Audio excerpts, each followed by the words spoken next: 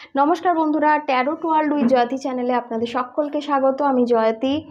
তো বন্ধুরা, আজকে একটা ভিন্ন রকমের রিডিং করব। সেটা হচ্ছে যে আপনার ফিলিংস আপনার পার্টনারের প্রতি বা এই সম্পর্কের প্রতি বনাম আপনার পার্টনারের ফিলিংস এই সম্পর্কের প্রতি।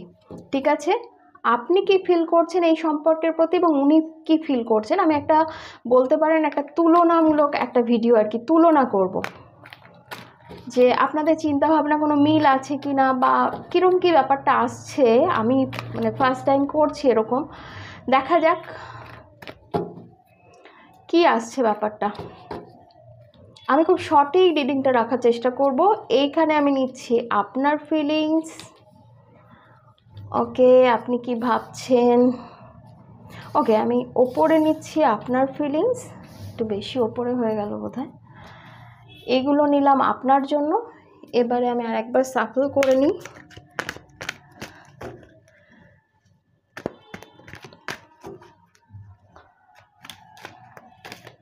ওকে, এবারে নেব আপনার পার্টনারের ফিলিংস, উনি কি ফিল করছেন। ওহো, একদম হাড্ডাহাড্ডি লড়াই। দেখি কে কি ফিল করছে, দেখবো আপনি কি ফিল করছেন। First card the magician. হতে পারে আপনি মানুষটাকে জানতে বা অজান্তে ম্যানিফেস্ট করছেন।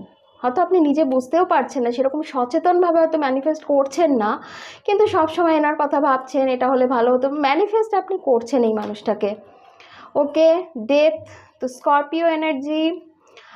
তো আপনি একটা চেঞ্জেস চাইছেন এই সম্পর্কে। ইয়েস, অবশ্যই আপনি এই মানুষের কাছে যেতেও চান। Queen of swords. এই মানুষটার ওপরে না আপনার কিন্তু একটা রাগ আছে, আমি দেখতে পাচ্ছি। আপনি যেতে তো চান, ম্যানিফেস্টও করছেন, কিন্তু এই মানুষের সাথে যদি আপনার দেখা হয় না, আপনি কিন্তু এনাকে দু চার কথা শুনিয়ে দেবেন, সেটা আমি দেখতে পাচ্ছি। 6 অফ কাপস।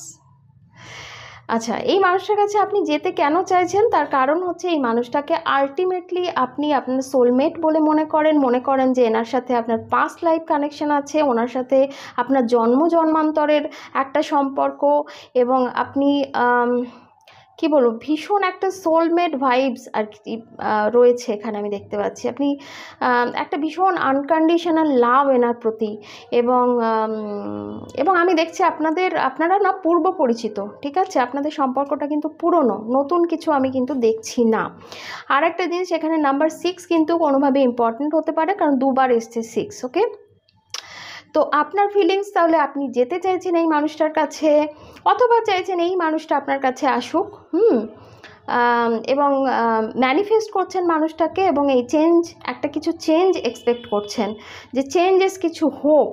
কিন্তু এই মানুষের উপর আপনার একটা রাগ আছে, যেটা আপনি ওনার সাথে দেখা হলে সেটা আপনি মিটিয়ে নেবেন আর কি।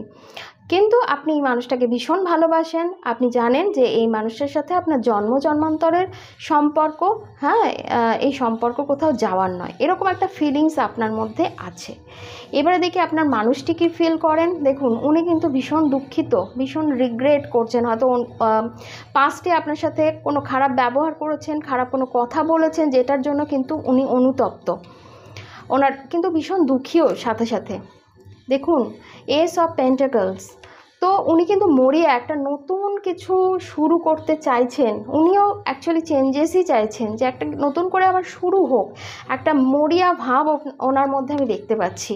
হ্যাঁ, ওয়েট করতে দেখছি, কারণ উনিও হয়তো একটা সময় এই সম্পর্কের প্রতি যথেষ্ট উনি ইনভেস্ট করেছেন, ওনার টাইম, ওনার ইমোশনস, হতে পারে টাকা পয়সা দিয়েও হয়তো হেল্প করেছিলেন, ইনভেস্ট করেছেন। তো সেই কারণে উনিও কিন্তু ওয়েট করছেন। টেম্পারেন্স। তবে এই মুহূর্তে নিজেকে হিল করছেন। ইয়েস, নিজেকে হিল করছেন। S of swords. একদম নতুন করে চিন্তা ভাবনা করছেন, নতুন করে শুরু করার চিন্তা ভাবনা করছেন, যেটা নাকি ফ্রুটফুল একটা রেজাল্ট দেবে। তাহলে আপনিও কিন্তু ওনাকে ম্যানিফেস্ট করছেন, ওনার কাছে যেতে চাইছেন, বা চাইছেন উনি আপনার কাছে আসুন।